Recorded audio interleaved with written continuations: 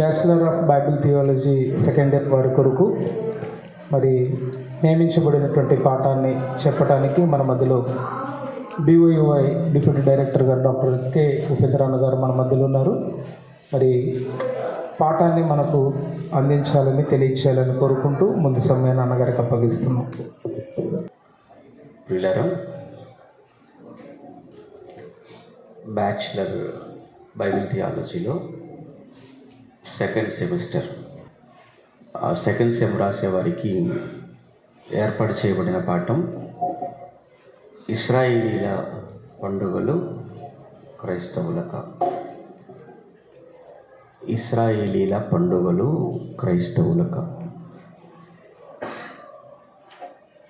ప్రియులారా, ప్రస్తుత క్రైస్తవ సమాజం ఒకనాడు ఇశ్రాయేలీలను ఆచరించమని దేవుడిచ్చినటువంటి పండుగలు, ఆ పండుగలను ఈరోజు క్రైస్తవ సమాజం ఆచరిస్తూ ఉండటం, ఈ పండుగ పేరుతో అనేక రకాల కార్యక్రమాలు పెట్టుకొని వాక్యానికి వ్యతిరేకంగా ఎన్నో దైవ విరుద్ధమైనటువంటి కార్యక్రమాలలో మునిగిపోయి చివరికి పండుగలను పాపంతో ముగించుకోవటం అన్నది జరుగుతుంది. అసలు క్రైస్తవులైన వారికి పండుగలు అనేవి ఉన్నాయా? ముందు ఇంకా దానికంటే ముందు ఈ ప్రస్తుత క్రైస్తవ సమాజంలో మనం వింటున్న కొన్ని దుర్బోధలు, పాత నిబంధన ధర్మశాస్త్రం అనేది ఇప్పటికీ నిలిచి ఉంది అని, దాన్ని తప్పనిసరిగా మనం ఆచరించాలి అని ఎంత బాప్తిస్మం తీసుకొని సంఘంలోకి చేర్చబడిన పాత నిబంధనలో ఉన్న కొన్ని ఆచారాలు ఏవైతే ఉన్నావో వాటిని కూడా మనం ఆచరించవలసిందేనని బోధించే కొన్ని సంఘాలు ఉన్నాయి. ఇక ఎంత దారుణంగా మాట్లాడుతుంటారు అంటే, క్రొత్త నిబంధన అనేది ఏదైతే ఉందో అసలు క్రొత్త నిబంధన అనేది మనకు కాదు అని, క్రొత్త నిబంధన అనేది లేదు అని, పాత నిబంధన మాత్రమే మనం నమ్మవలసింది అని, ఆచరించవలసింది అని చెప్పే ఆ భయంకరమైన బోధలు కూడా వింటుంటాం. ఎక్కడ ప్రత్యేకించి యెహోవా సాక్షులు వారి దాంట్లో. సరే, ఏది ఏమైనా క్రైస్తవ్యం అనేది మాత్రం కలుషితమైందనేది నిజం. ఈ కలుషితమైనటువంటి క్రైస్తవ ప్రపంచంలో మనం కలుషితం కాకూడదు అంటే కొంచెం జాగ్రత్తగా ఉండాలి. గాలి కలుషితమైందన్నప్పుడు జాగ్రత్త పడతాం, నీరు కలుషితమైందన్నప్పుడు నీటి విషయంలో జాగ్రత్త పడతాం. అలానే ఆహారము కూడా కలుషితమైందన్నప్పుడు తీసుకునే ఆహారం విషయంలో మనం చాలా ఆలోచించి ఆచితూచి తీసుకుంటాం. బోధ కూడా కలుషితమైంది అన్నప్పుడు బోధ విషయంలో కూడా చాలా జాగ్రత్తగా ఉండాలి కదా. బోధ విషయంలో ఎందుకు జాగ్రత్తగా ఉండాలి? ఈ బోధే మనిషి ఆత్మను రక్షించడానికైనా, మనిషి ఆత్మను నాశనం చేయడానికైనా. కత్తి ఉంది, దాన్ని మంచికి వాడుకోవచ్చు, చెడుకు వాడుకోవచ్చు. ఒకటే కత్తి, దాంతో కూరగాయలు కోసుకోవచ్చు, పీకలు కూడా కోసేయచ్చు. నువ్వు దేనికి వాడుతున్నావు అనేది అది నీ విచక్షణ. అలానే వాక్యమే, బైబిలే ఇది. అబద్ధ బోధ చేసేవాడు చేతిలో ఉన్నదే బైబిలు. సత్యం చెప్పేవాడి చేతిలో ఉంది కూడా అదే బైబిల్. కానీ దీన్ని ఎలా సమాజానికి బోధిస్తున్నాడు, ఎలా ప్రజెంట్ చేస్తున్నాడు, సమాజంలోనికి ఎలా ఇంజెక్ట్ చేస్తున్నాడు అనేది అక్కడ జాగ్రత్తగా ఉండాలి.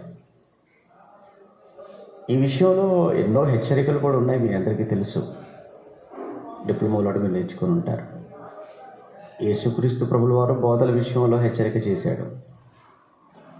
యేసు ప్రభు వెళ్ళిపోయిన తర్వాత అపోస్తలులు వచ్చారు, వారు కూడా బోధ విషయంలో జాగ్రత్తలు చెప్పారు. పౌలు గారు కూడా తను రాసిన పత్రికల్లో బోధల విషయమై చాలా జాగ్రత్తగా ఉన్నాడని మాట్లాడతారు. కనుక ఓవరాల్గా మనం చూసినప్పుడు బోధ విషయంలో చాలా జాగ్రత్తగా ఉండాలి. ఈరోజు ఇశ్రాయేలీలకు దేవుడిచ్చినటువంటి పండుగలు అవి క్రైస్తవులుగా మనం కూడా చేయవచ్చు, ఆచరించవచ్చు అనే ఈ వాదన అన్నది అది ఎంతవరకు బైబిల్ సమర్థిస్తుంది అన్నది మనకు కావాలి. ఎప్పుడు చెప్తుంటాను, మళ్ళా చెప్తున్నాను, బైబిల్ కంటే సుప్రీం ఎవ్వరూ కాదు, వాక్యం కంటే ఎవ్వరూ గొప్ప కాదు. ఇది మీరు బాగా గుర్తుంచుకోండి. ఎవ్వరు చెప్పినా, ఎంతటి వారు చెప్పినా అది బైబిల్ సమర్థిస్తేనే మనం తీసుకోవాలి తప్ప, చెప్పాడు గనుక వ్యక్తి మనం చేయాల్సిందే అనుకుంటే అది అజ్ఞానం అవుతుంది, బుద్ధిహీనత అవుతుంది, మూర్ఖత్వం అవుతుంది. అందుకే మనకు చెబుతున్నటువంటి వ్యక్తి కాదు మనకు ముఖ్యం, చెప్పబడుతున్న వాక్యం ముఖ్యం. కనుక ఎట్టి పరిస్థితుల్లో బోధ విషయంలో మనం కానీ ఆ అశ్రద్ధ, నిర్లక్ష్యాన్ని మనం చూపిస్తే పోయేది మనమే, నష్టపోయేది, నరకానికి జారిపోయేది మనమే, నాశనం అయ్యేది మనమే. రేపు ఒకవేళ దేవుడి ముందు మనం నిలబడతాం, దేవుని మనం అడుగుతాం, అయ్యా పలానా బోధకుడు చెప్పింది నేను విన్నాను, ఆయన సామాన్యమైన వీధి బోధకుడు కాదు, ఆయన అంతర్జాతీయ బోధకుడు అని మనం అన్నాం అనుకో, ఆయన అంటాడు, ఏ బోధకుడైతే ఏంట, నీ చేతిలో కూడా వాక్యం పెట్టాను కదా, ఆయన చేతిలో వాక్యం ఉంది, నీ చేతిలోనూ వాక్యం ఉంది, ఆయన దాన్ని చూసి చదివి చెప్పాలి. ఆయన చెబుతుంది అలా ఉందో లేదో నువ్వు బైబిల్ తెరచి నువ్వు చూసుకోవాలి. చదివి చెప్పవలసిన బాధ్యత అతనికి ఉంది, అది సరిగా ఉందో లేదో చూసుకోవాల్సిన బాధ్యత నీకు. నువ్వు గుడ్డిగా ఫాలో అయిపోతానంటే ఎలా అవుతుంది?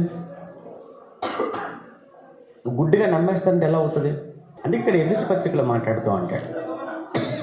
ఎఫెసీ పత్రికలో 4వ అధ్యాయంలో, ఎఫెసీ పత్రిక 4వ అధ్యాయం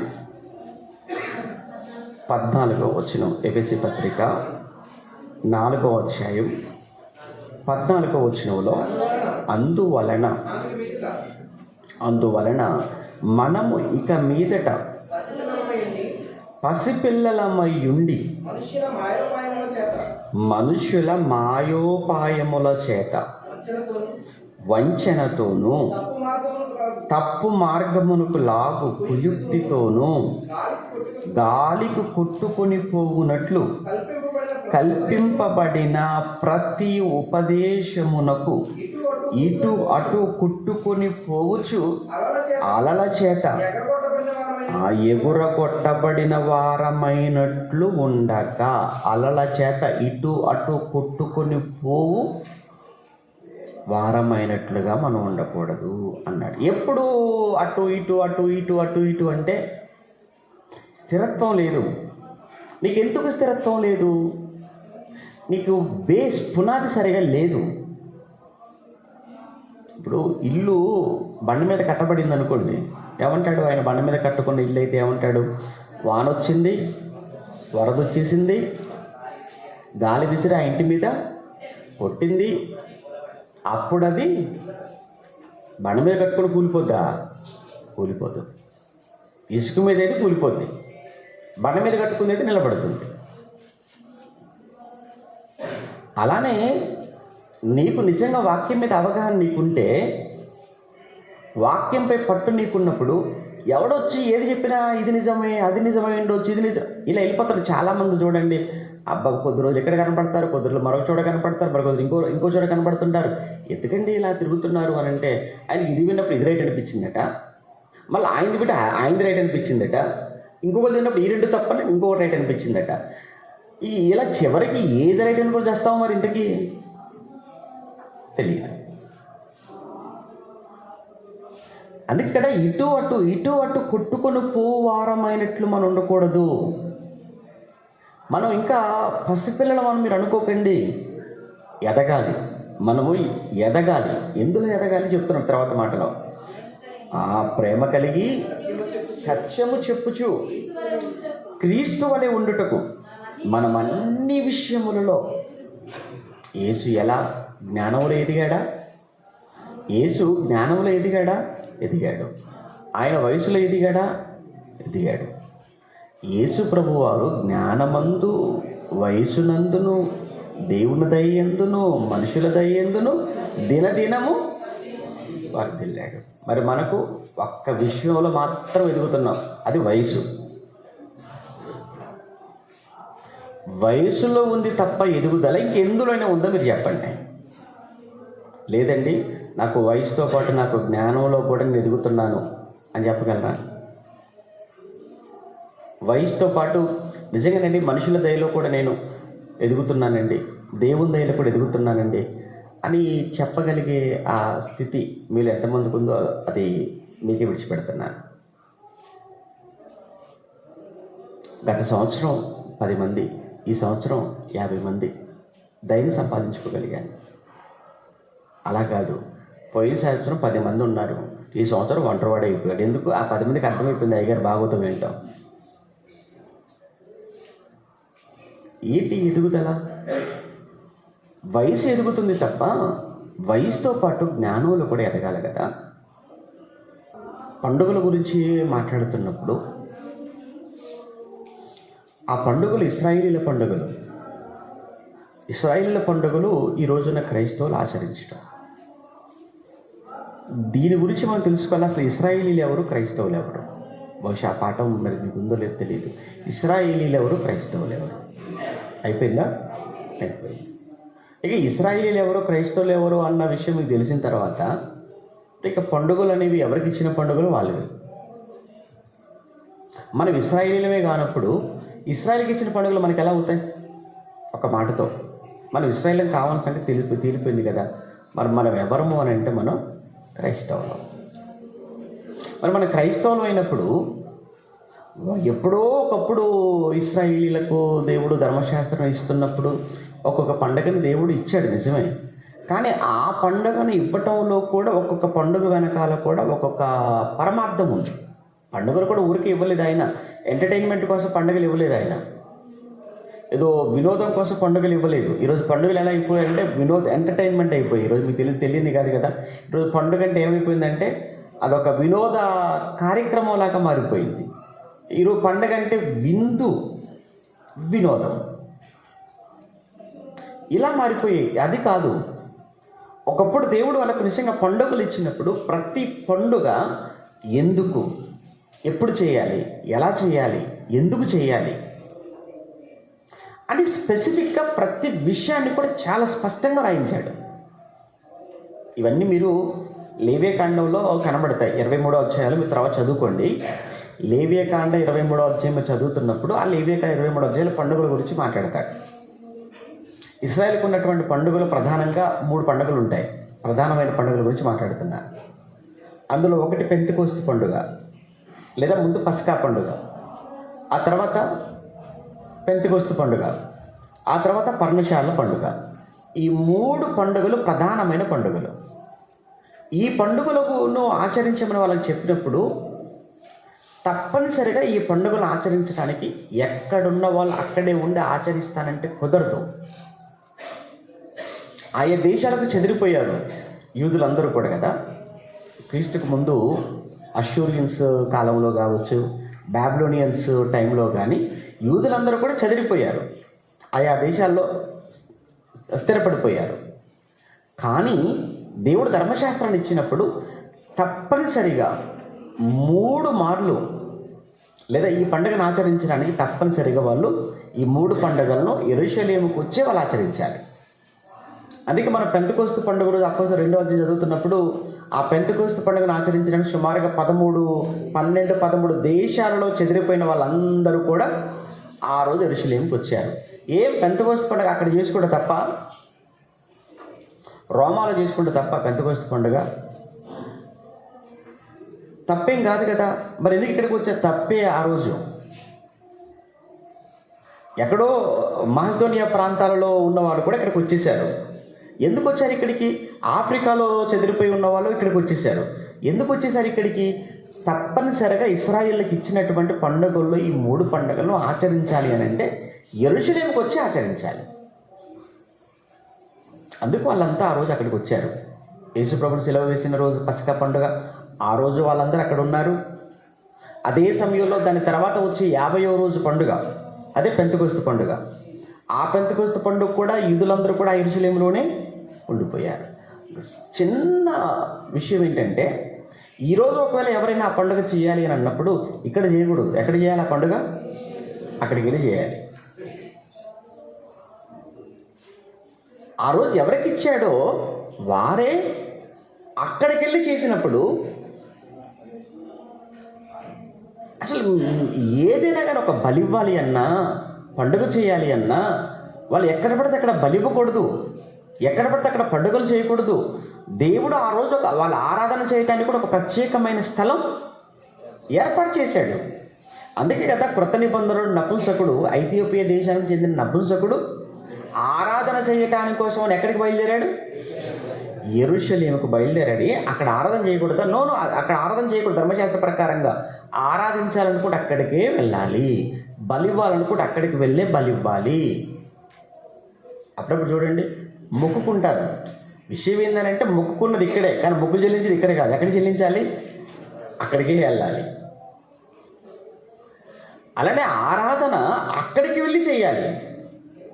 అందుకే యేసు ప్రభుతో సమరయ స్త్రీ మాట్లాడుతున్నప్పుడు ఆవిడ అడ్వాన్స్ చెప్పి చెప్తుంటుందా, మాకు తెలుసులేండి, ఆరాధించు స్థలము ఎక్కడుందని చెప్తుందామే, యెరూషలేములో ఉన్నదనే కదా నువ్వు చెప్తావు. యెరూషలేముకి వెళ్ళి ఆరాధన చేయాలని నువ్వు చెప్తావు కదా. మా పితరులందరూ అక్కడే ఆరాధన చేశారు కదా, అదే కదా నువ్వు చెప్పబోతున్నావు. అంటే ఆరాధించే వాళ్ళు అక్కడికే వెళ్ళి ఆరాధించాలి, పండుగ చేసేవాళ్ళు కూడా అక్కడికి వెళ్ళి పండుగ చేసుకోవాలి. అటువంటప్పుడు అసలు నీకు వారికి సంబంధం ఏంటి? నీకు వారికే సంబంధం లేనప్పుడు వాళ్ళ పండుగలతో నీకు సంబంధం ఏంటి? ఒకసారి ద్వితీయోపదేశకాండం చదువుకుందాం. ద్వితీయోపదేశకాండం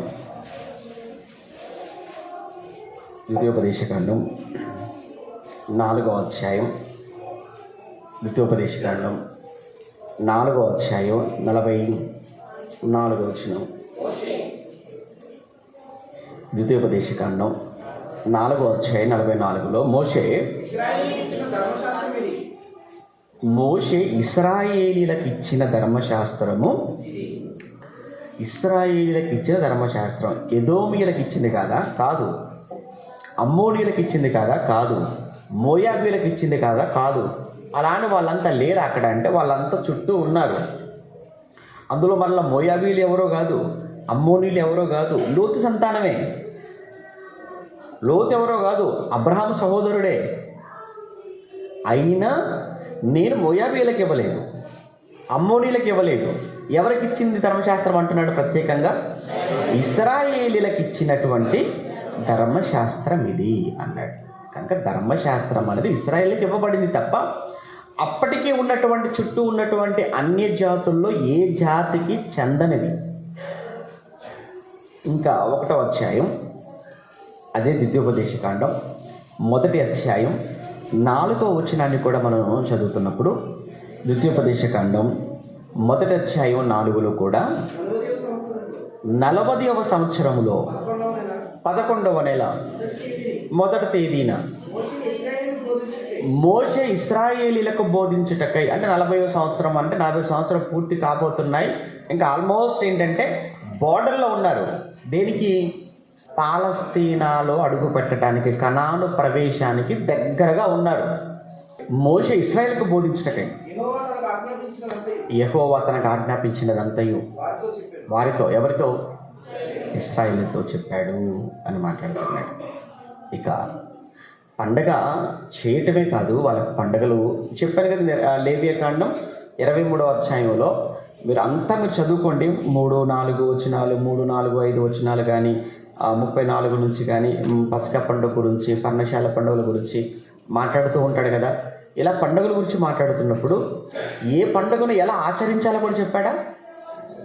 ఉదాహరణకు నిర్గమకాండం 12వ అధ్యాయంలో మొదటి వచనం నుంచి మనం చదువుతున్నప్పుడు మొదటి 14 వచనాల్లో అక్కడ పస్కా పండుగను ఆచరించే విధానాన్ని గురించి మాట్లాడతాడు.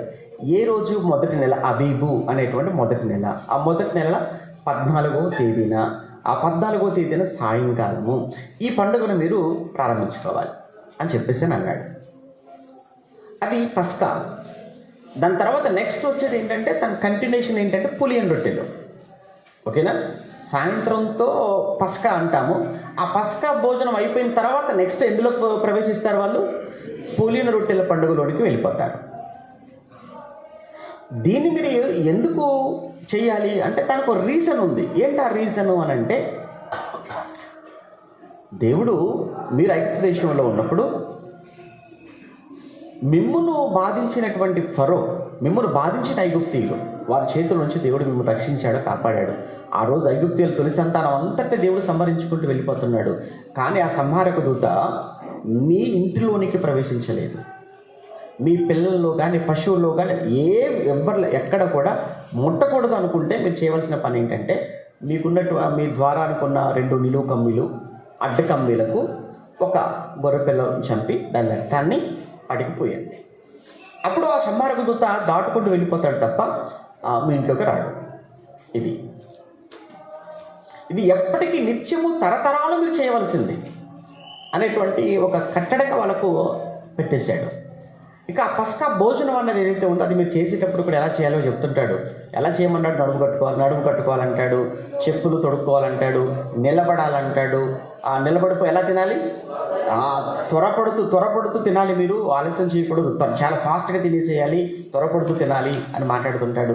ఇదంతా కూడా పండుగను ఆచరించే విధానం. మరి చేసి ఈ పస్కాను అప్పుడప్పుడు చూస్తుంటాం, అక్కడే పోస్టులో కూడా కనబడుతుంటాయి. పస్కా పండుగలు అని, పర్ణశాల పండుగలు అని మనం చూస్తుంటాం. చేదుకూర, ఇవన్నీ చేదుకూర అంటే చేదు, ఏదో చేదు అంటే చెడు. మీరు ఐగుప్తు దేశంలో ఉన్నప్పుడు అవన్నీ చేదు జ్ఞాపకాలు. ప్రతి మనిషి జీవితంలో 2 జ్ఞాపకాలు, ఒకటి చేదు ఉంటుంది, ఒకటి తీపి ఉంటుంది. ఒక స్వీట్ మెమరీస్ అంటాం, చూసారా? స్వీట్ మెమరీస్ అంటే ఏంటి? జీవితంలో తీపి జ్ఞాపకాలు. అదే సమయంలో చేదు జ్ఞాపకాలు కూడా కొన్ని ఉంటాయి. ప్రమాదం జరిగింది, అవమానాలు జరిగింది, బాధలు, ఇవన్నీ ఉంటాయి, చేదు జ్ఞాపకాలు అవన్నీ కూడా. ఇశ్రాయేళ్ల జీవితం ఐగుప్తు దేశంలో ఉన్నంతకాలం అది ఏంటన్నమాట? అది చేదు జ్ఞాపకం. కనుక దాన్ని మీరు జ్ఞాపకం చేసుకోండి. మీరు జ్ఞాపకం చేసుకోవటమే కాదు, మీ పిల్లలు కూర్చోబెట్టండి. మీ పిల్లలకి చెప్పండి, ఈ పండుగ ఎందుకు చేస్తున్నాము అంటే తినడం కోసం కాదురా. మన పూర్వీకులు, మన పితరులంతా ఐగుప్తు దేశంలో ఉన్నారు, బానిసలుగా ఉన్నారు, 100 సంవత్సరాలు చాలా బాధ పెట్టాడు ఫరో. ఐగుప్తుల చేతుల్లో చాలా నలిగిపోయాము. అలాంటి పరిస్థితుల్లో మన పితరులు దేవుడికి మొరపెట్టగా దేవుడు మన కోసం మోషేని పుట్టించాడు. మోషే నాయకత్వంలో దేవుడు మనలందరినీ విడిపించి మనకి స్వేచ్ఛని, స్వాతంత్రాన్ని ఇచ్చాడు. ఈ దేశంలో ఈరోజు ఉన్నాము అని అంటే ఆ రోజు దేవుడు మన పట్ల చేసినటువంటి అద్భుతం, అది జ్ఞాపకం చేసుకోవడానికి ఈ పండుగ అని పిల్లల్లో కూర్చోబెట్టి మీరు చెప్పండి. అదే మీరు కూర్చున్నప్పుడు, మీరు పడుకున్నప్పుడు, మీరు లేచినప్పుడు, మీరు త్రోవ నడుచున్నప్పుడు మీ పిల్లలకి చెప్పాలి. ఏం చెప్పాలి? దేవుడు వారి పట్ల చేసిన అద్భుతాల గురించి మాట్లాడండి, చెప్పండి అన్నాడు. విషయం ఏంటంటే ఏం చెప్పారో ఏమో తెలియదు కానీ చివరికి వచ్చేసరికి మాత్రం అసలు ఆ ఇశ్రాయేలుకు దేవుడే లేకుండా పోయాడు. న్యాయాధిపతులు 2:10 వచ్చేటప్పుడు చెప్తాడు కదా, యెహోవా ఇశ్రాయేలు కొరకు చేసిన కార్యములనైనను ఎరుగని తరం. చూడండి, వాళ్ళే మర్చిపోయారు. దేవుణ్ణి ఎరగని తరం వాడు, దేవుణ్ణి మర్చిపోయిన తరం వచ్చేసిందట. ఇది ఎంత ప్రమాదకరం. అందుకే దేవుడు నిర్ణయానికి వచ్చేసాడు. ఎంత కాపాడుకుంటూ వస్తున్నా ఎంత దారుణం జరిగిపోయింది. రెండోది, పండుగలు చేస్తున్నారు. పండుగ ఎందుకు చేస్తున్నారో మర్చిపోయారు. పండుగ మాత్రం కంటిన్యూ అయిపోతుంది. అందుకే చివరికి దేవుడు అన్నాడు, పండుగలు లేపేస్తాను, ఇక పండుగలు తీసేస్తాను, వద్దు అని హోషేయ గ్రంథానికి వచ్చేసరికి ఎందుకు చేయమన్నాడో మీరు విన్నారు కదా. చివరికి దేవుడే ఇక ప్రయోజనం లేదని దేవుడు ఏం చేశాడంటే 2వ అధ్యాయం 11వ వచనంలో దాని అంటే దేని ఇషోమ్రోను లేదా ఇశ్రాయేలీల దాని ఉత్సవ కాలములను, పండుగలను, అమావాస్యలను, విశ్రాంతి దినములను, నియామక కాలములను మాన్పించేస్తానిక అని మాట్లాడేశాడు. వద్దిక అయిపోయింది ఈ పండుగలు, ఇవన్నీ ఫుల్ స్టాప్. తర్వాత ఆమోసు గ్రంథం 5వ అధ్యాయం 21-22 వచనాలు. ఆమోసు గ్రంథం 5వ అధ్యాయం 21-22 మీ పండుగ దినములను నేను అసహించుకొనుచున్నాను, మీ పండుగ దినాలను అసహించుకొనుచున్నాను అని మాట్లాడుతున్నాడు. ఎందుకు అసహించుకుంటున్నాడు? అసహ్యమైన కార్యాలు జరుగుతున్నాయి పండుగ పేరుతో. మీకు అర్థమైందా? పండుగ పేరుతో అసహ్యమైన కార్యక్రమాలు జరుగుతున్నాయి, అందుకే అసహించుకుంటున్నాను అన్నాడు. 8-10 అదే ఆమోసు గ్రంథం 8వ అధ్యాయం 10వ వచనంలో మీ పండుగ దినములను దుఃఖ దినములుగాను, మీరు ఒకవేళ మీరు పండగ అంటారా, మీ పండుగను దుఃఖ దినములుగాను, మీ పాటలను ఏడుపుగా ప్రలాపములుగాను మార్చేస్తాను. అంటే ఇప్పుడు ఈ మాట, ఈ వర్షన్ అంతా కూడా మనం చూస్తుంటే ఎలా ఉంది చెప్పండి? పండుగలు ప్రోత్సహిస్తున్నట్టుగా ఉందా, పండుగలు నిషేధిస్తున్నట్టుగా ఉందా? నిషేధం, బ్యాన్ చేస్తున్నాడు ఆయన. పండుగలను ఆపేస్తున్నాడు. ఎవరికి ఇచ్చాడో వాళ్ళకే ఆపాడు. నీకు ఇవ్వందని నీకెక్కడ ఈ పండుగలు? వాళ్ళకి పసకా ఇచ్చాడు, బ్యాన్ చేశాడు. పర్ణశాల పండుగ ఎవరిని చేసుకోమన్నాడో వాళ్ళనే ఆపేయను అన్నాడు. పెద్ద గోష్ఠి పండుగ ఎవరిని చేసుకోమన్నాడో వాళ్ళనే ఆపేయమన్నాడు. అసలు నీకు ఇవ్వని పండుగ గురించి నీకు ఎందుకు ఇప్పుడు? అంతే కదా, ఎవరికి ఇచ్చాడో వాళ్ళనే ఆపేయండి. మీరు ఆపకపోతే మీరు కానీ చేసుకుంటారని అలా చేశారని మీ పండుగలు ఏం చేస్తాను నేను? దుఃఖ దినములుగా అన్నాడు. మీ పాటలు ప్రలాపములుగా మార్చేస్తాను. మీరు కాదని చేస్తే మీకు ఆ పండుగలో మీకు ఏడుపు తప్ప ఏమీ మిగలదు. అలా మార్చేస్తాను. ఆపండి, ఇప్పటికైనా ఆపండి, పండుగలు వద్దు అనేసాడు. చివరికి యేసుప్రభు వచ్చాడు, వెళ్ళిపోయిన తర్వాత సంఘం ప్రారంభమైంది. సంఘం ప్రారంభమై పౌలు గారు అన్ని ప్రాంతాలకు వెళుతూ సువార్త చేస్తూ సంఘాలు కడుతూ క్రీస్తు ద్వారా అనేక మందిని సువార్త ద్వారా సత్యంలోకి తీసుకొస్తుంటే, ఆ తర్వాత కొంతమంది యూదులోంచి క్రైస్తవులైన వారు, ముఖ్యంగా యూదులోంచి క్రైస్తవులైనటువంటి వారు ఎంతైనా కానీ ఇంకా ఆ పాత స్వభావం అనేది వారిలో నుంచి పోకుండా ధర్మశాస్త్రం పట్ల వాళ్ళకు ఉన్నటువంటి ఆ ప్రేమ, వాళ్ళకు ఆ పండుగల పట్ల అవి అంత తొందరగా పోవట్లేదండి. ఎందుకంటే ఈరోజు కూడా చూడండి, అన్యులోంచి క్రైస్తవులకు అయిన తర్వాత కూడా కొంతమంది చూస్తుంటారండి, ఇంకా వీళ్ళు అన్యుల క్రైస్తవులు అన్న అనుమానం కలుగుతుంటుంది. వీళ్ళు కూడా కొంతమంది కొన్ని సెంటిమెంట్లు ఉంటాయి. ఇంకా ఏంటి రోజులు చూసుకునే అలవాటు ఉంటుంది, ముహూర్తాలు చూసుకునే అలవాటు ఉంటుంది, కొంతమందికి ఉంటాయి. ఇంకా అన్ని పండుగలు మనమే అనేటువంటి ఫీలింగ్ కూడా మన వాళ్ళు చాలామంది ఉంటుంటుంది. ఏ పండుగను వదిలిపెట్టరు, ఏంటంటే సమానత్వం అంటారు. ఇది ఉంటుంది. సేమ్ వాళ్ళు కూడా యూదుల్లో నుంచి క్రైస్తవులు అయిపోయారు కదా. యూదుల నుంచి క్రైస్తవులు అయిపోయిన తర్వాత లేదు, మనం ఖచ్చితంగా మనం ఎప్పటి నుంచో మనకు సున్నతి అనేది వస్తుంది, మనం ఖచ్చితంగా సున్నతి చేసుకోవాల్సింది, మనకి ఎన్నో పండుగలు ఉన్నాయి, ఆ పండుగలు కూడా చేసుకోవాలి, ఇష్టంగా అనుకోవాలి. అది వాళ్ళ ఉద్దేశం. అటువంటి సమయంలో ముఖ్యంగా గలతీ ప్రాంతాల్లో ఉన్నటువంటి సంఘాలను గలిబిలి చేసే సమయంలో పౌలు గారి గలతీలకు ఆ పత్రికలో ఆ మాట రాస్తూ 4వ అధ్యాయంలో 10వ వచనంలో, గలతీ పత్రిక 4వ అధ్యాయం 10వ వచనంలో, మీరు దినములను, మాసములను, ఉత్సవ కాలములను, సంవత్సరములను మీరు ఇప్పటికీ ఇంకా గలతీలో ఉన్న వాళ్ళ క్రైస్తవులకు కదా రాస్తున్నాడు ఆయన పత్రిక. క్రైస్తవ్యంలోకి ఇవేంటి మరలా అంటే, వీళ్ళు ఎక్కడి నుంచి వచ్చారంటే వీళ్ళు యూదుల్లో నుంచి క్రైస్తవులకు వచ్చారు.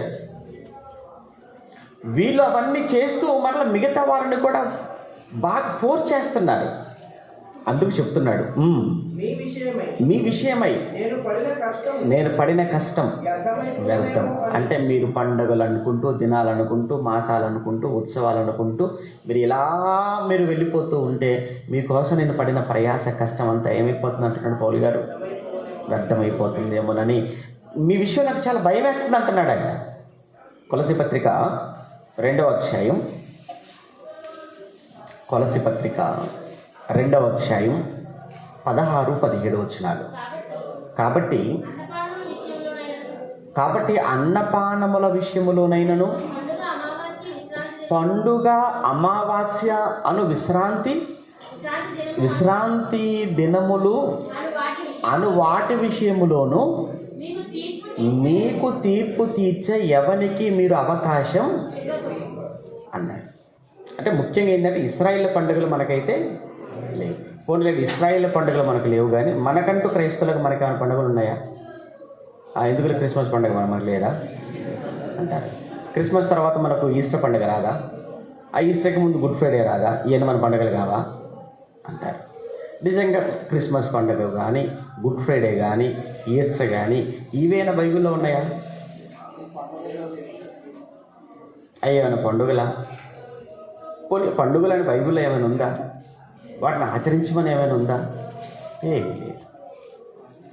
అయితే ఇప్పుడు ఎంత కష్టం అంటే, అసలు మనకు పండగ లేదంటే చాలా కష్టంగా ఉంటుంది అన్నమాట. ఎందుకంటే పండగ అంటే చాలా ఇష్టం జనరల్గా. పండగ లేదంటే చాలా అంటే చాలా ఇబ్బందిగా ఆ మాట చాలా ఇబ్బందిగా అనిపించింది. విషయం చెప్పమంటారా? మనకు ప్రతి ఆదివారం పండుగే. మనకు సంవత్సరంలో 53 ఆదివారాలు అయితే 53 ఆదివారాలు సంఘముగా మనం కూడుకోవటం అన్నది ఏంటంటే పండుగ అంటే. సహజంగా పండుగ అంటే ఏమంటారండి? ఇప్పుడు సంక్రాంతి పండుగ అంటే ఏమంటారు అని అంటే, అల్లుళ్ళు ఏమంటారు కదండి, కొత్త అల్లుళ్ళు ఇంటికి రావడం అంటారా సంక్రాంతికి? ఏదో మొత్తానికి పండుగ అంటే ఒక మాటలో చెప్పాలంటే అందరూ కలుసుకోవడం పండుగ అండి. సందడి పండుగ అంటే సందడి, అందరూ కలుసుకోవటం. ఇప్పుడు అందరూ కలుసుకోవడం పండుగ అనుకున్నప్పుడు మనం వారం కలుసుకుంటున్నాం కదా సంఘముగా. మరి వారం మనం కూడుకుంటున్నప్పుడు, వారం మనం కలుసుకుంటున్నప్పుడు మనకి అది వారం పండుగ. ఇంకోటి, అసలు వారం మనం ఎందుకు సంఘంగా కూడుకుంటున్నాం? ఆ రోజు ఏంటి విశేషం? ఉంది విశేషం. ఏంటి ఆ విశేషం అంటే, ఆయన మరణాన్ని మనం జ్ఞాపకం చేసుకోవడానికి. ఎవరి మరణాన్ని? ఆయన మరణాన్ని జ్ఞాపకం చేసుకుంటూ, ఆయన మరణానికి జ్ఞాపకార్థంగా మనకి ఇచ్చినటువంటి ఒక భోజనం ఉంది. ఏంటి ఆ భోజనం? అదే రొట్టె ద్రాక్షారసం, అది విందు. విందంటే సహజంగా ఎక్కడ జరిగేది? విందంటే ఫంక్షన్స్లోనే కదా విందు. అంటే సండే అంటే ఎక్కడికి వెళ్తున్నాం? మనం ఫంక్షన్కి వెళ్తున్నాం అనమాట. మరి సండే అంటే మనం ఫంక్షన్కి వెళ్తున్నాం అంటే హ్యాపీయే కదా ఫంక్షన్ అంటే. అవసరమైతే మనం ఆదివారం వదిలేనా ఫంక్షన్కి వెళ్ళిపోతుంటారు మనం. అసలు ఆదివారం అంటేనే ఫంక్షన్ మనకు. అది ఇంక ఈ ఫంక్షన్ వదిలిపెట్టి ఇంకెక్కడ ఏ ఫంక్షన్కి వెళ్ళిపోతావు నువ్వు? ఇంకోటి చెప్తాను. ఇప్పుడు ఈ ఫంక్షన్కి వచ్చే అతిథి ఎవరో తెలుసండి? యేసుప్రభువే. ఆయన మనతో ఉంటాడు కదండి. ఆయన మనతో కలిసి ఉంటాడు, మనతో కలిసి ఆయన భోజనం చేస్తాడు. ఇప్పుడు ఆయన నిన్ను విందుకు పిలిచినప్పుడు, ఆయనే మనల్ని విందుకు పిలిచినప్పుడు, ఆయనే చీఫ్ గెస్ట్గా ఉన్నప్పుడు ఈ విందు కాక ఇంకే విందు బాగుందనుకుని వెళ్తాం? అంటే ఎట్టి పరిస్థితుల్లో ఆదివారము రొట్టె ద్రాక్షారసం అనేది మనము అది ఫస్ట్ ప్రియారిటీ. అది ఈ విందే నాకు ముఖ్యం. అక్కడ ఆ విందులో ఏముంది? పెళ్లి విందులో, ఆ పెళ్లి విందుకి వెళ్ళామనుకోండి ఎంత తలపోటుగా ఉంటుందండి ఆ పెళ్లి విందులో. వెళ్ళేటప్పుడు బాగానే వెళ్తాం, వచ్చినప్పుడు చూడాలి మొక్కలన్నీ కూడా ఏమైపోతాయో. ఏమంటే ఆ వరుసలో నిలబడి కాళ్ళని లాగేసి, ఏమంటే ఆ వెనకాల నిలబడి వాడు తింటుంటే, ఆ తినేటువంటి ప్రశాంతం తినేమో మనకేమో. ఏమంటే ఆడు తినేటప్పుడు అది చూస్తుంటే మనకు అడుగు నిండిపోయినట్టుగా అయిపోతుంటుంది. వాడు ఎప్పుడు తింటాడా మనలో అనుకుంటూ ఉంటుంటాం. ఎంత ఇరిటేషన్గా ఉంటుంది తెలుసా అండి, ఎంత చిరాకు అనిపించిద్దో. ఏటో కొంతమందికి మహా సరదా అండి పెళ్లి భోజనాలన్నా, ఫంక్షన్లన్నా. ఎంత గంటైనా కానీ ఉండాలి, నిలబడతారంతే. ఏముందులో ఒక్కడు తినకపోతే ఏమైపోతుంది అనుకుంటారని మీరు ఇప్పుడు అలా వచ్చారు తినకుండా. మరీ చెప్తారు, ఎవరై ఇంత దూరం వచ్చి తినకుండా పోతే ఎలారా? తిండి చల్లగా ఏం తిండండి, ఏం ఆనందమో అర్థమవుతుందండి. నిజంగా చెప్తున్నాను. ఆ భోజనాలు అంటే ఎందుకో అంతకన్నా మంచిగా చేసుకుంటూ తినరండి ఇప్పుడు. కానీ ఎందుకు మరి అంత జనం ఉన్నా కానీ లేదు ఎంత జనం ఉన్నా పర్లేదు కానీ అందరూ దూసుకొనే వెళ్ళిపోవాలి అంతే. పెళ్లి భోజనాలు ఇక్కడ చక్కగా నేను కూర్చోబెట్టి చర్చిలో ఫ్యాన్ వేసి కుర్చీ వేసి చక్కగా వాక్యం చెప్పి భోజనమే నీ దగ్గర తీసుకొస్తున్నారు. అది యేసుప్రభుల వారి భోజనం, అది విందు. ప్రతి వారం పండుగ మనకు, ఇది మన పండుగ. ఇంకా చెప్పాలంటే నిజంగా నిజమైన క్రైస్తవుడికి ప్రతిరోజు పండుగే. పండుగ అంటే ఏంటంటే మనమే కాదండి, దేవుడు కూడా పండుగ అంటే కానీ ఇంట్లో అందరూ సంతోషంగా ఉంటే అది పండుగ అవుతుంది తప్ప ఇంట్లో భార్య బాగోలేక భర్త బాగోలేక పంచం పట్టి పండుగ చేసుకుంటారు, ఇంట్లో చేసుకోరు. పండుగ అంటే ఆనందం అనుకుంటే మనం మాత్రమే కాదు, దేవుడు కూడా సంతోషపడాలి. కానీ ఈ క్రిస్మస్ పేరుతో ఈస్టర్ పేరుతో జరుగుతున్నది ఏంటంటే ఇవి కూడా రండి ఏమంటారు, బయట అన్యుల కార్యక్రమాలకు క్రిస్మస్ కార్యక్రమం తేడా లేకుండా అయిపోయింది. వాళ్ళు స్టేజీలు వేశారు, మనలు స్టేజీలు వేశారు. వాళ్ళు డీజీలు పెట్టారు, వీళ్ళు డీజీలు పెట్టేశారు. వాళ్ళు డ్యాన్స్లు పెట్టేశారు, మనోళ్ళు డ్యాన్స్లు పెట్టేశారు. ఈ ఎంత చెత్తగా ఎంత కంపు చేసేసారు చూడండి క్రిస్టియానిటీలో కూడా ఈ క్రిస్మస్ పండుగలను కూడా. కానీ అది కాదు, నిజంగా దేవుడు సంతోషపడినంటే ఒకే ఒక్క విషయం నేను హ్యాపీగా ఫీల్ అవుతాడు. ఆయనే కాదు, ఆయనతో పాటు పరలోకంలో ఉన్న వాళ్ళందరూ సంతోషపడేది ఎప్పుడు అని అంటే ఒక పాపి మారు మనసు.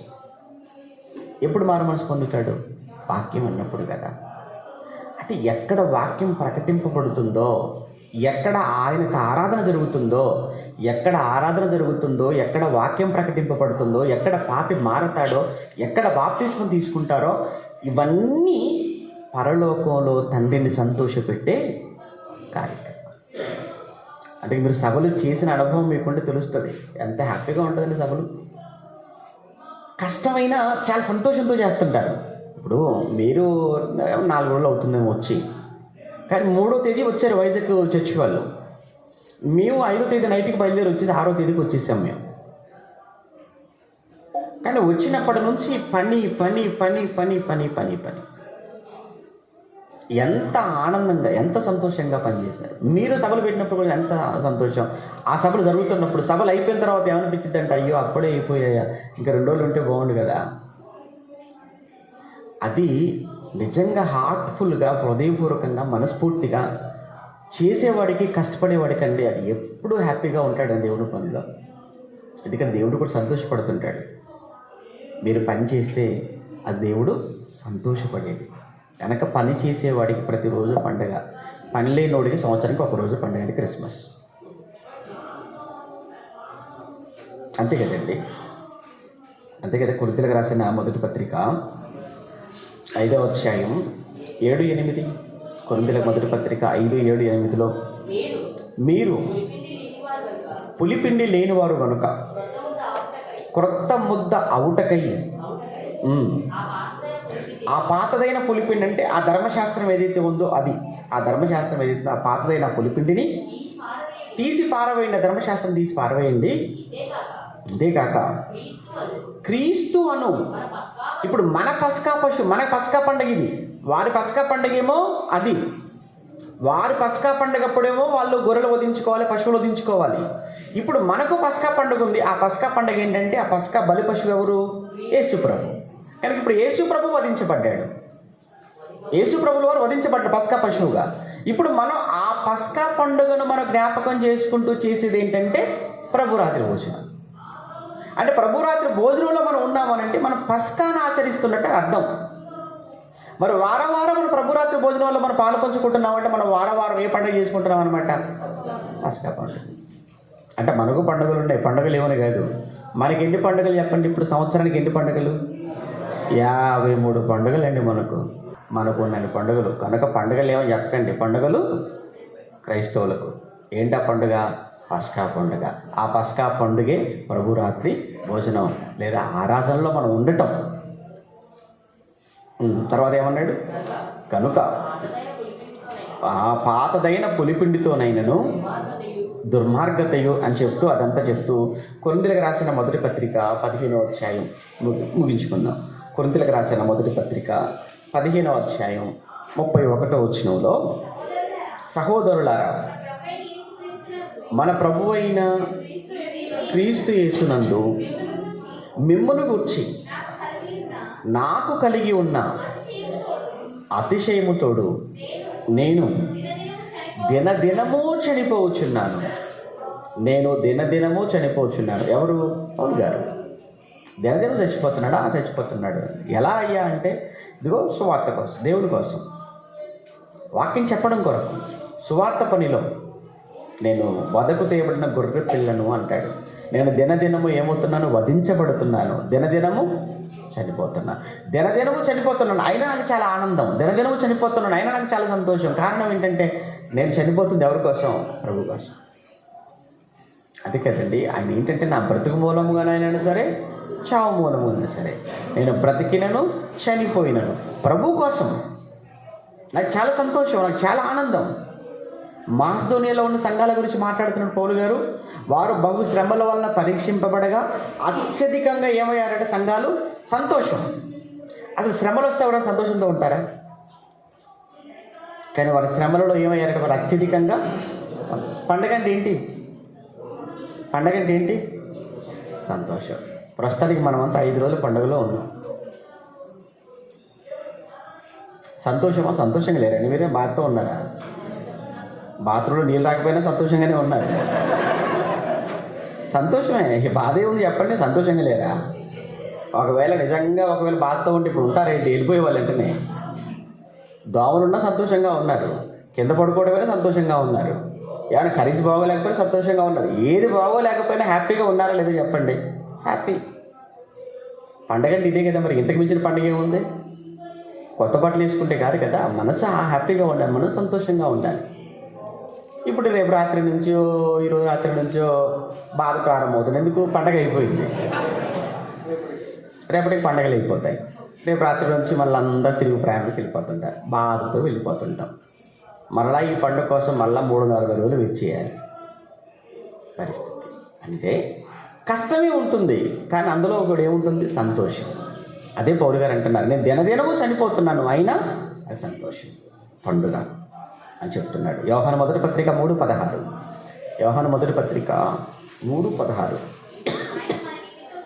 ఆయన మన నిమిత్తం ప్రాణం పెట్టాను కనుక దీని వలన ప్రేమ ఎట్టిదని మనం తెలుసుకొనిచున్నాము. మనము కూడా సహోదరుల నిమిత్తము ప్రాణము పెట్టబద్దులమై ఉన్నాము అన్నట్టు. చూసారా? అదే సంతోషం అండి. కష్టాల్లో ఉన్న, బాధల్లో ఉన్న మన సహోదరుల కొరకు మన ధనాన్ని, మన త్యాగాన్ని మనం ఇచ్చేటప్పుడు కూడా ఎంతో సంతోషంగా ఇస్తుంటాం. బాధతో ఇస్తుంటారండి మీరు. ఎవరికైనా బాగోలేదు అనుకున్నప్పుడు, ఎవరికైనా ప్రమాదం జరిగింది అనుకున్నప్పుడు ఎంతో హ్యాపీగా ఇస్తుంటారు. కన్స్ట్రక్షన్ కోసం అంటే ₹1 కోటి పైగా ఇచ్చారంటే చిన్న విషయం చెప్పండి. ఆడిటోరియం కన్స్ట్రక్షన్ కొరకు ₹1 కోటి పైగా మీరు ఇచ్చారు. అందరం, అన్ని సంఘాలు కలిపి ఇచ్చారు, సంతోషంతో ఇచ్చారు. అలానే ఎన్నో కార్యక్రమాలు సంతోషంతో చేస్తున్నారు. ఎందుకు? అది నిజంగా మన సహోదరులను ప్రేమించటం. అదే సమయంలో అది మనకు మన కష్టం పోతున్నా కానీ మనకు సంతోషంగా ఉంది అని అంటే అది దేవుళ్ళో మనకు కలిగే, దేవుడి నుంచి మనకు వచ్చేటువంటి ఆనందం అనేది అది భౌతికమైనటువంటి ఆనందం కాదు. అది మనకు బయట కనిపించేది కదా. అందరిలాగా అందరేమో తిని సంతోషపడతారు, కొత్త బట్టలు కట్టుకొని సంతోషపడతారు. మనమేమో ఆ దేవుని కొరకు కార్యక్రమాలు చేసి ఆనందపడుతుంటాం. ఆ పండుగలు వేరు, ఈ పండుగలు వేరు. ఆ పండుగలో పాపం అండి, ఈ పండుగలు పవిత్రమైనవండి. ఆ పండుగలన్నీ కూడా దేంతో ముగుస్తుంటాయి? ఆ పండుగలన్నీ దేంతో ముగుస్తుంటాయండి? మందు, మధ్య. అదే కదా ఆ పండుగలన్నీ. పాపం. ఈ పండుగల్లో పవిత్రత, పరిశుద్ధత. కనుక క్రైస్తవులకు పవిత్రమైన పండుగలు అంటే ఏవో కాదు, దైవ సంబంధమైన ప్రతి కార్యక్రమం అది పవిత్రమైన పండుగ.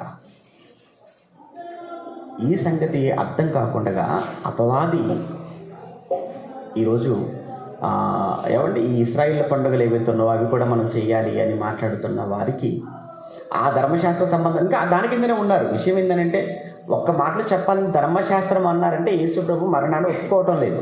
యేసుప్రభు మరణాన్ని ఒప్పుకున్నారంటే ధర్మశాస్త్రం కింద లేరని ఒప్పుకోవాలి. మనం క్రీస్తు దగ్గరికి వచ్చామంటే ధర్మశాస్త్రాన్ని మనం వదిలేసాం.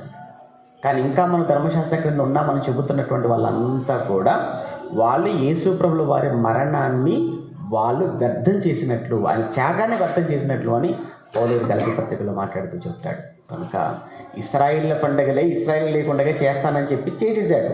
మరి ఇశ్రాయేల్ పండుగలే ఇశ్రాయేల్ లేనప్పుడు ఇశ్రాయేల్ పండుగలు క్రైస్తవులకు ఉన్నాయా? లేవు. అలా క్రైస్తవులకైనా పండుగలు ఇచ్చాడా? క్రైస్తవులకు ప్రత్యేకంగా పండుగలు ఏమి ఇవ్వలేదు. నా పని చేయండి, అదే మీకు పండుగ అన్నాడు. నన్ను ఆరాధించండి, అదే మీకు పండుగ అన్నాడు. ఆత్మను రక్షించండి, అదే మీకు పండుగ అన్నాడు. అది పండుగ ఎలా అవుతుంది అని అంటే, చేసి చూడండి, అందులో ఉన్న ఆనందం సంతోషాన్ని మీరే పొందుకుంటారు.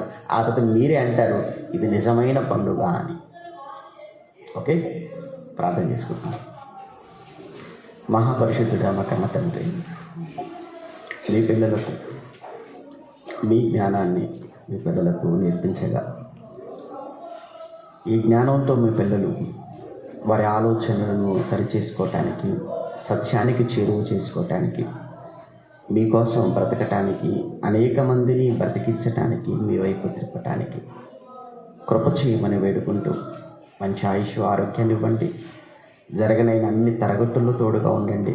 వాక్యం చెబుతున్న పిల్లలకు తోడుగా ఉండండి. మంచి ఆయుష్ ఆరోగ్యాన్ని ఇవ్వండి. ఈరోజు మాట్లాడనైనటువంటి నాయన మీ కుమారుని మా ఆత్మీయ తండ్రి గారికి చక్కటి ఆయుష్ ఆరోగ్యాన్ని ప్రసాదించి మీ కుమారుణ్ణి బలముగా వాడుకున్నాను. క్రీస్తు నామని ప్రార్థన అడుగుతున్నాము తండ్రి, ఆమె.